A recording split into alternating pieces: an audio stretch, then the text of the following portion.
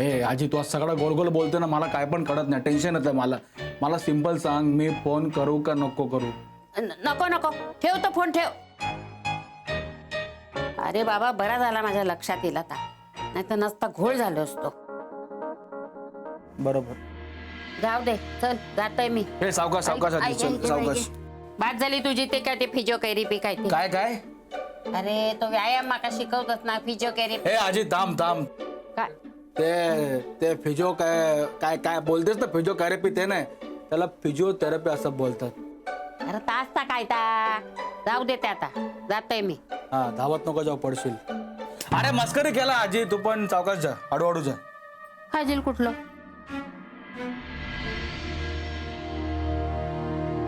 माताजी, माताजी, माताजी, माताजी, मुन्ना को बचा लीजिए माताजी.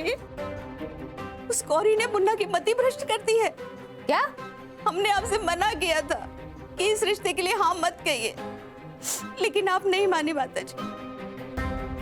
अब देखिए, वो गौरी हमारे मुन्ना को अपने उंगलियों के इशारे पे नचा रही है. हुआ क्या है, कुछ कहोगी? माताजी, हम रसोई में काम कर रहे थे, पता नहीं गौरी ने मुन्ना को क्या चाबी भरी. मुन्ना आया और हमें इतनी भली बुरी बातें सुनाकर चला गया. अब इसमें आपकी कोई गलती नहीं है ना माताजी. आपने मुंबई में उसके घर परिवार को नहीं देखा ना, इसीलिए आप गौरी की भोली भाली सूरत के जाल में फंस गई. लेकिन माताजी, हमने देखा है, अरे बहुत घुन्नी है ये गौरी. हाँ, खुद कुछ नहीं बोलेगी, लेकिन हमारे मुन्ना को ऐसी चाबी भरेगी कि वो खिलौने की तरह उसके नाम की रट लगाएगा. देख लीजिएगा आप. क्या अनाप शनाप कहे जा रही हो? गलती क्या है उसकी? गौरी की कोई गलती नहीं है माताजी, गलती तो उसके घर वालों की है. हाँ, अरे जो संस्कार उसको दिए होंगे वही तो करेगी वो. और माताजी, निशा के कारनामे देखने के बाद पता नहीं गौरी ने क्या क्या सीखा होगा. हाँ, अरे उसके अपने घर में उसकी अपनी भाभी सास ससुर को धोखा दे रही है. उनके जीते जी उनका सब कुछ हथिया कर उनको रास्ते पे लाने का काम कर रही है. इसका कुछ तो असर गौरी पर हुआ होगा ना माताजी. माताजी, हमें तो बहुत डर लग रहा है माताजी, कहीं निशा की तरह गौरी भी हमें रास्ते पर न ले आए और अपना घर चलाने के लिए हमें गौरी की आजी की तरह खाने के डब्बे बनाने का काम न करना पड़े माताजी.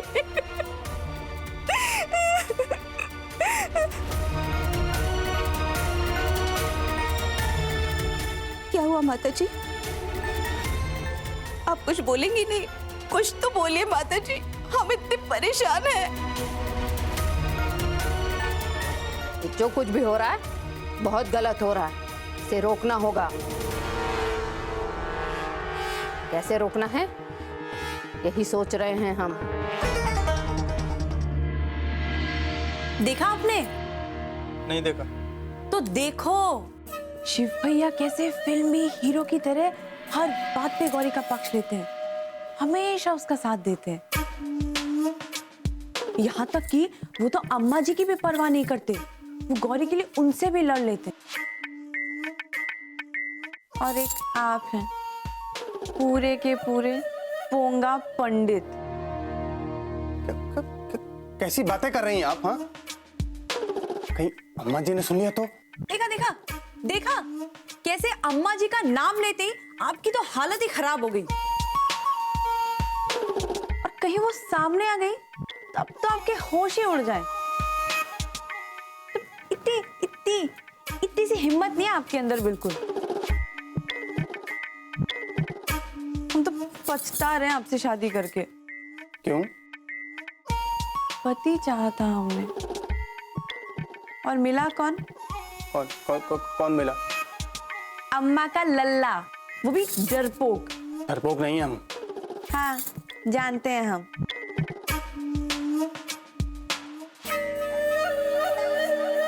ये गौरी बहू नहीं, दीमक है, जो हमारे भरे पूरे घर को खोखला करने आई है. लेकिन हम भी चुपचाप बैठकर देखते नहीं रहेंगे. इससे पहले कि वो हमारे घर को बर्बाद करे और सरला पे उसका असर हो, उससे पहले हम उसकी मुंबई वापसी का इंतजाम करके रहेंगे।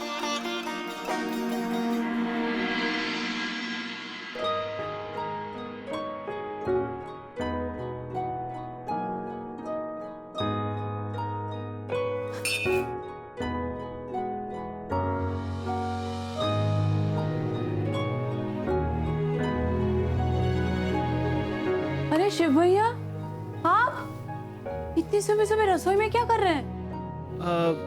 भाभी हम तो गौरी जी के लिए चाय बना रहे थे। पर ये आपके कपड़े क्यों गीले हो रहे हैं? अब क्या करें शिव भैया, रात को ना रसोई में काम समेटते समेटते आधी रात हो गई और फिर इस वजह से हमें सोने में भी बहुत देर हो जाती है। सच कहें तो हमारी तो नींद ही पूरी नहीं होती और उसके बाद सुबह सुबह रसोई में आना पड़ता है। बहुत मुश्किल होता है। हाँ वो तो है। पर भाभी ये गीली साड़ी मतलब अब आधी नींद में स्नान करेंगे तो गड़बड़ तो हो ही जाती है ना, इसलिए। अच्छा, देखिए भाभी जुकाम हो जाएगा आपको। जाइए पहले साड़ी बदल के आई, जाइए आप। नहीं नहीं भैया, हम ठीक है।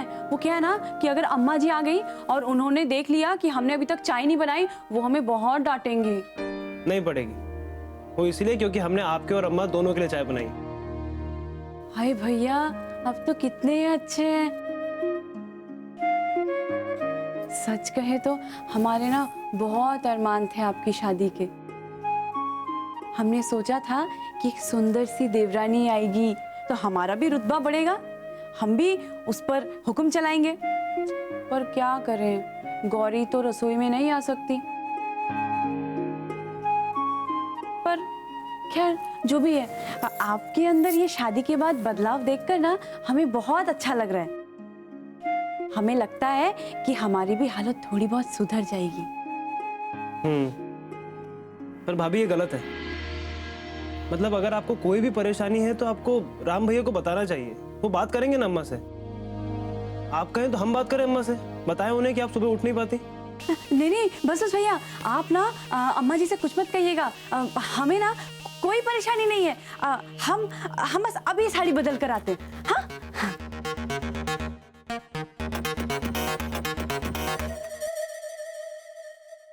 अब समझ में आया कि भाभी के हाथ की चाय पीने लायक क्यों नहीं होती। बेचारी आधी नींद में चाय बनाती हैं। पता नहीं ये विश्राम कहाँ चला गया। विश्राम, विश्राम।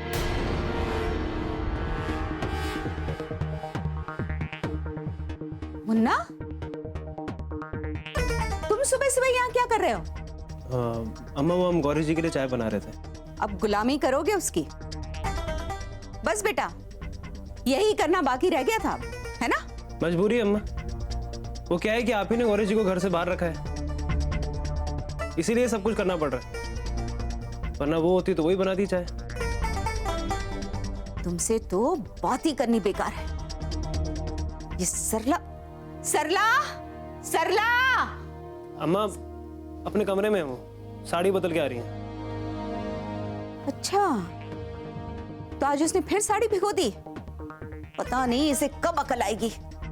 हमारी तो तकदीर ही खराब है। एक बहू बेअकल और दूसरी इतनी चालाक कि अपने पति को अपनी उंगलियों के इशारे पे नचा रही है। नाराज मत होइए अम्मा, देखिए आपका फायदा ही है इसमें। आपको अच्छी चाय पीने को मिलेगी, वरना भाभी की हाथ की चाय तो आपको पता ही है। हमें नहीं चाहिए। हमारे इतने बुरे दिन नहीं आए मुन्ना कि गौरी की रसोई की चाय पीनी पड़े।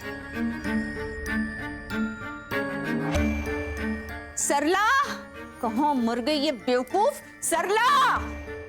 अम्मा जी, अरे क्या हुआ? क्यों शोर मचा रही है तुम?